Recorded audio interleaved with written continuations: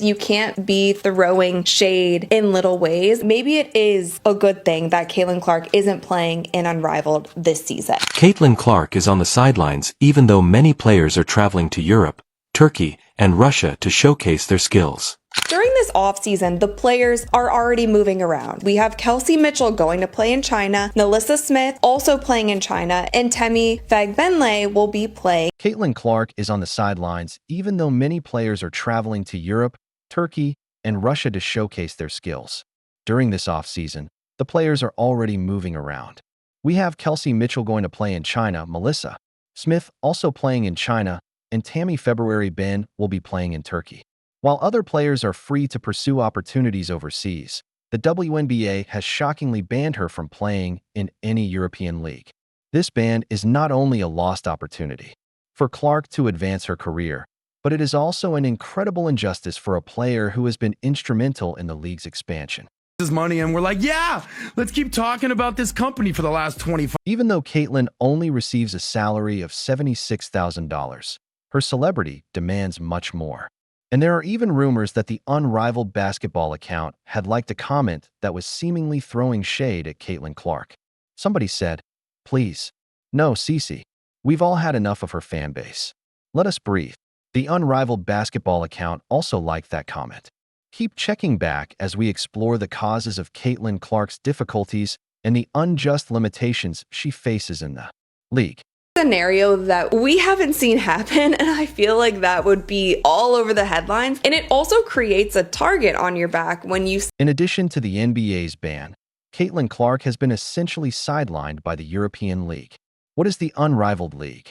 Unrivaled is an innovative 3-on-3 league that runs during the WNBA offseason. There are 6 teams comprised of 5 players.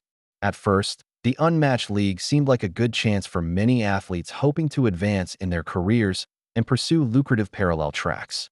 Unrivaled always boasted about the fact that these women would be making 6-figure salaries.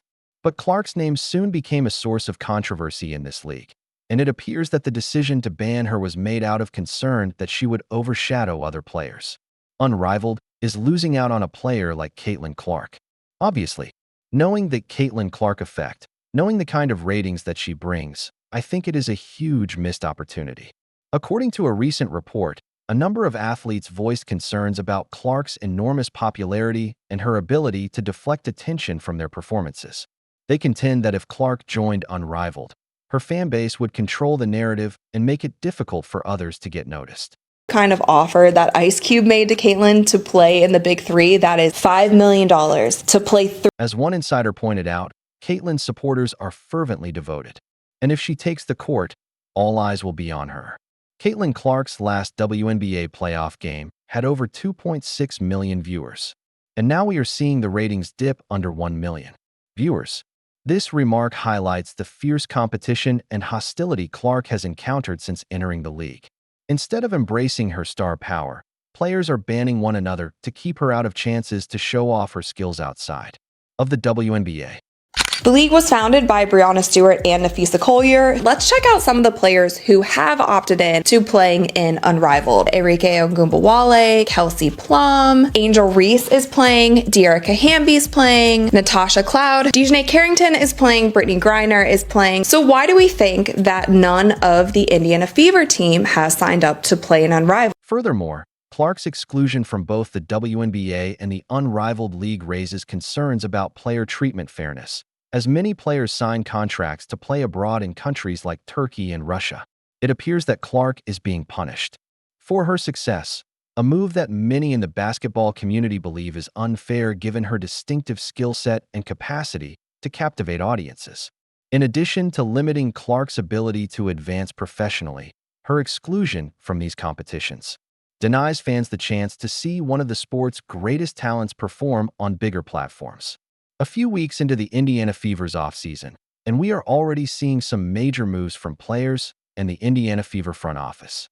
Instead of honoring the game's heroes and their crucial achievements, the narrative being promoted by those in the unmatched league shows a desperate attempt to dominate the spotlight. In addition to bans, Caitlin Clark is fighting a determined attempt to lessen her impact in women's basketball. For anyone questioning the Caitlin Clark effect, We now have people wanting to watch golf because of her. As we delve more into her struggles, it becomes clear that they go beyond a single player's career and have wider ramifications for the league and the sport as a whole.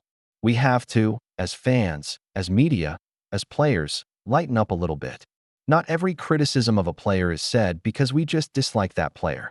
Following suspensions from the WNBA and the Premier League, Caitlin Clark made the unexpected, yet audacious, choice to shift her attention to golf. Caitlin Clark will be teeing it up at an LPGA Pro-Am in November.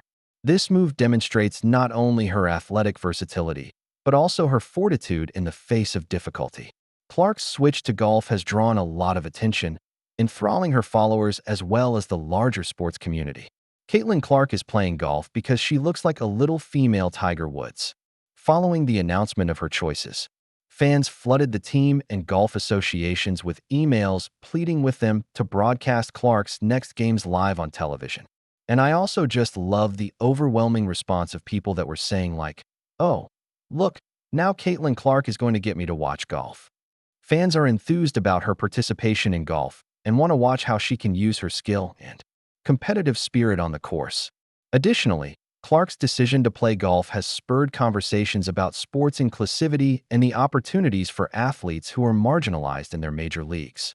One of the tournament heads said, "I received your inquiry regarding if our Wednesday Pro-Am will be live streamed anywhere. Unfortunately not. The only way to view would be in person. I will let you know if anything changes, as we do have a lot of people asking the same thing. We are excited to have her with us. Reach out with any other questions and have a great..." Many supporters see this as Clark's opportunity to reinvent her athletic career and demonstrate her abilities in a new arena without the limitations and difficulties she encountered when playing basketball.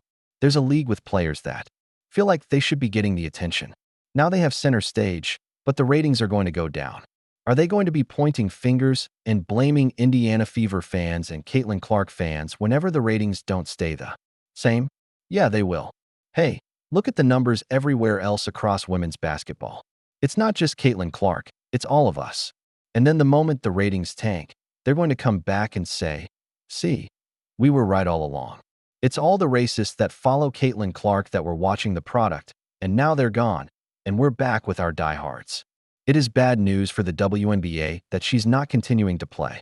Fans are not just thrilled about Clark playing golf as she embarks on this new path. They are also eager to see how she will utilize her position to promote equality and fairness in sports, especially for female athletes who have comparable obstacles. Within the women's game of basketball, I don't think that there's enough scrutiny about our play. Hear me out.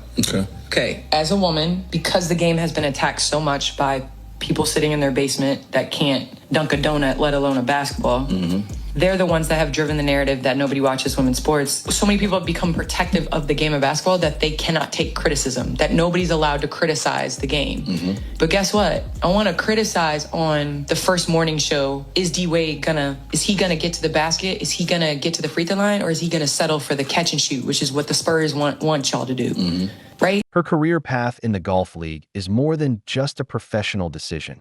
It's a declaration of resolve and evidence of her capacity to overcome challenges. A pivotal moment in Caitlin Clark's career, her decision to enter the golf league, demonstrates her versatility and the steadfast support of her fan base. Regular season viewership grew by 20% in 2023. It's grown by 180% now, which means it would take another 5 or 6 years to do what Caitlin Clark has done. So, between draft day viewership, which is up 400% to 40%, between ticket sales, which are up 93% to 16%, between regular game viewership, which is up 180% to 20%. What Caitlin Clark has done is grown the WNBA exponentially. She did in 5 weeks what would have taken 5 years. And as it pertains to draft viewership, she did in 5 days what would have taken 5 years. As we conclude this examination of Caitlin Clark's journey, it is evident that her resilience and determination are evident despite the challenges she faces, from the unfair restrictions imposed by the WNBA and the Unrivaled League to her audacious decision to pivot to golf. Clark is demonstrating that she will not be silenced or sidelined as the buzz surrounding her participation in golf continues to grow. guard in a season in WNBA history, most double-doubles by a rookie guard in WNBA history, most points by a rookie in WNBA history, most assists by a rookie in the history of the WNBA, first WNBA rookie to record 2 triple-doubles, first triple-double by a rookie in WNBA history, first triple-double in Fever history, the first player to be named WNBA Player of the Month and Rookie of the Month in the same month, first player in WNBA history with 20 or more points, 15 or more assists, and 5 or more rebounds in a game. She won Rookie of the Month 4 times, Eastern Conference Player of the Week 3 times, single-season rookie record for assists, single-season rookie record for three-pointers, single-game record for assists, 19. Franchise record for most double-doubles, three-pointers, career 10 or more assists in a game. Franchise record for most career 10 or more assists in a game. Fastest WNBA player to reach 100 three-pointers. She did it in 34 games. Most assists by a rookie in a WNBA All-Star game, for which she received the most fan votes ever, 700,000 of those. Fastest player to reach 350 points and 150 assists to start a season, regardless of years in the league. People will say, pay more attention to the other folks. Like, she couldn't do it herself. You know, LeBron has teammates, Jordan had teammates. I understand. Her supporters are supporting her and calling for her to be more visible in any sport she decides to play. This support serves as a potent reminder of the influence one athlete can have on the discussion about equality, fairness, and the spirit of competition in women's sports. Caitlin Clark is more than just a player. She is a trailblazer, and her story is still being told. Please hit the like button, subscribe to the channel, and enable notifications if you appreciate this video and want to follow Caitlin's incredible journey so you don't miss any updates. We appreciate you watching, and let's keep encouraging athletes that defy expectations. You know, we've seen such a huge inflection of attention, and you know, her play, just the way she plays the game, I think that's going to be sustainable. There's clearly something about the way she plays the game, her passing, her shooting that people really identify with. And our backcourt, I think, is probably going to be one of the best in the league between her and Kelsey. That's a dynamic duo right there. You know, we're going to work at it. We understand I've been through this, you know, not to this level, but we've had points where, incremental points where we've had, you know, the tide lift a little bit and then go back down. So, you know, we're going to work at making sure that we capture all the opportunities to make sure these fans are important to us, that we want to sustain the growth and the interest level in the franchise. I mean, this is about the Indiana Fever.